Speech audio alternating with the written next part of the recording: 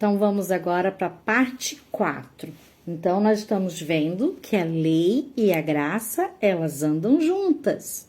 Mesmo nós sendo salvos, justificados pela graça, porque todos pecamos e ninguém pode ser salvo pelas obras, pela lei, porque, como já pecamos, quebramos a lei de Deus. Foi necessário que viesse um que não quebrasse a lei, único, Yeshua Jesus. Ele sim foi justificado e salvo pela lei. Nunca pecou. Viveu e até o dia da sua morte nunca pecou. Nenhum pecado. Então veja, nem em pensamento. E esse, que é o único, que foi justificado pela lei, nos pagou a nossa conta. E pela graça de Deus é dado àquele que crê, que tem a fé emuná ao ponto de crer, ao ponto de obedecer àquele que é Deus. Veja que a partir daí esse passa a se esforçar sim em obedecer às instruções de Deus que cabe a ele, né? Nós já vimos que o gentio, o não judeu, não pode ser circuncidado. Então, nós temos que saber bem certinho a palavra de Deus, as instruções de Deus, saber a interpretação correta no contexto judaico. E sim, a gente tem que praticar a lei de Deus. Praticando que nós vamos ter experiência na nossa fé e vamos fazer como o apóstolo Shaul falou diversas vezes, vamos desenvolver a nossa fé. Até a estatura de quem? Yeshua Jesus, ele é nosso objetivo. É claro que nós nunca vamos ser igual a Jesus, Yeshua, aqui nesse mundo, porque nós realmente já pecamos, né? Não tem ninguém que possa falar, eu sou igual a Jesus, Yeshua, não. O que a gente pode fazer agora é se esforçar em fazer somente o que Deus quer, porque assim Yeshua, Jesus, vai estar vivendo em nós. É como se o caráter de Deus e do Filho, Yeshua, Jesus, estivesse sendo moldado em nós. É como se as leis de Deus, que foi escrita em pedras, agora fossem escritas nos corações de carne. Então, veja como é importante.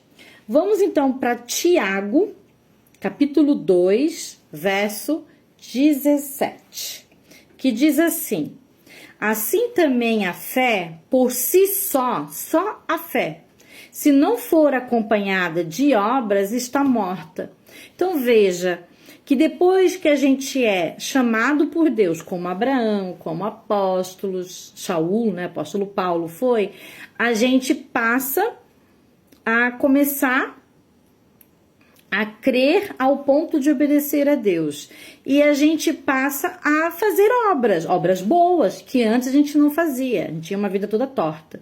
Então a gente passa a mudar de vida aos poucos, não é do dia para a noite, é um processo, claro. Mas você vê que a fé, somente a fé, se não for acompanhada de agora em diante por obras, algum fruto nós temos que dar para Deus depois da nossa salvação, da nossa conversão. A gente tem que mudar de vida. Se antes a pessoa adulterava, ela vai passar a não adulterar mais. É obra. Embora ela não vai ser justificada. Porém, nós vamos ver o porquê isso é necessário.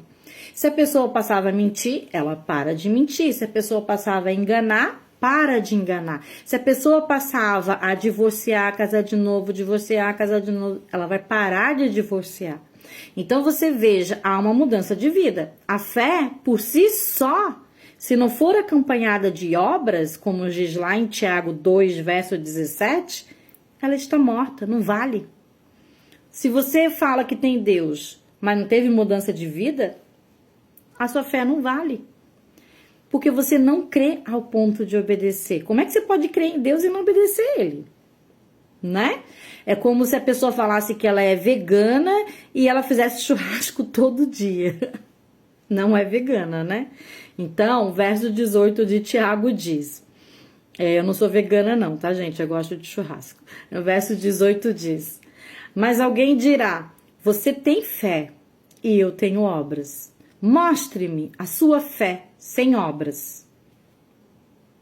e eu lhe mostrarei a minha fé pelas obras. Verso 19, forte, né? Muito forte.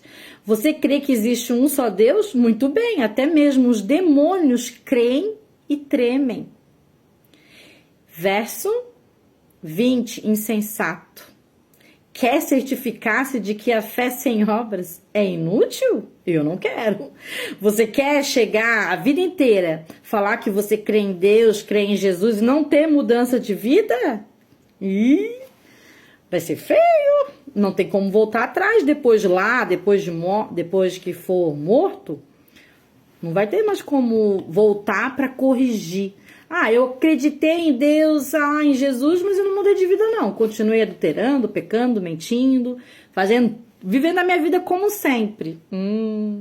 Complicado. Insensato. Gente, Tiago chama a pessoa que tem fé sem nenhuma obra de insensato. Aí as pessoas falam, Duda, mas se a lei não salva, eu não preciso fazer. A lei não salva porque a gente vivia pecando, mas agora, uma vez salvo, Deus fala, agora você tem que ter obra, vai no caminho, para de mentir, para de adulterar, para de se divorciar, para de desonrar pai e mãe, etc e tal. E aí? Tem que ter mudança de vida, nova vida. Então, não foi Abraão, nosso antepassado, justificado também por obras? Claro que Abraão não foi salvo pelas obras dele. Ele foi salvo pela graça, por Yeshua Jesus. Mas veja que Abraão foi também de uma certa justificação pelas obras, porque ele mudou de vida. Ele obedeceu a Deus. Ele saiu da parentela, obedeceu a Deus. E não só isso, onde ele ia, ele pregava, falava de Deus, e várias pessoas de onde ele ia seguia. E ia também com tendas aonde ele estava. Não, eu quero servir esse Deus também. Então veja que embora a lei não salva, isso não quer dizer que ela é ruim. A graça salva, porém a graça nos deixa no caminho de Deus para agora em diante nós seguimos as instruções, as leis de Deus, porque ela é boa, santa e agradável, embora não salva a lei, porque uma vez já pecado, só pode ser justificado pela graça.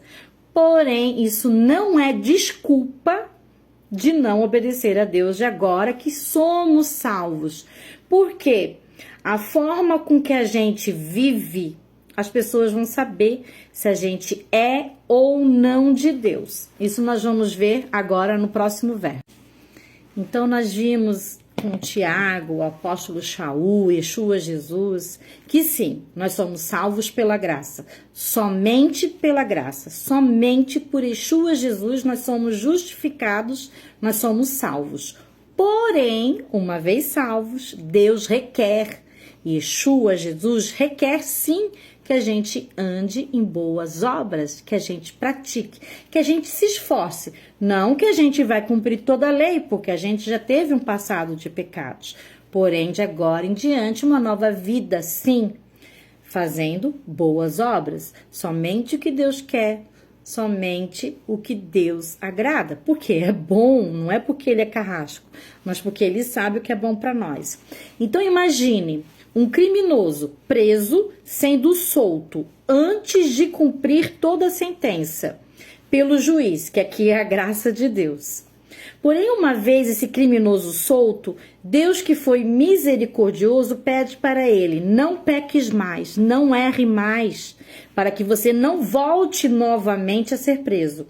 Então, uma vez preso, confie na misericórdia, na graça de Deus através de Yeshua Jesus.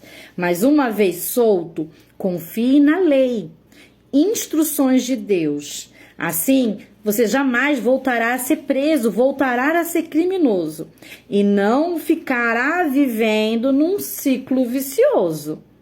Então, tem que ter mudança de vida. A graça e a lei andam juntas. Embora a lei não justifica, a lei nos mantém a salvo.